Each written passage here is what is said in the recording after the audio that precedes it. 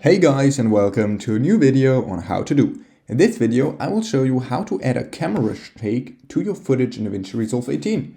Let's say this is my clip and I want to make it look more dramatic by adding a camera shake. What you want to do is go over to Effects and under Open Effects, just how I already did, type in Camera. Then you drag in the camera shake on top of your clip and let go.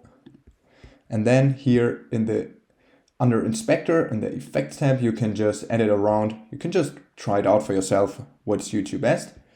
If we watch it right now, that's how it looks. For example, if you change the motion scale, it won't shake so much. Or if you increase it, it would shake more. Or the speed scale, how fast it is shaking, just the basic adjustments.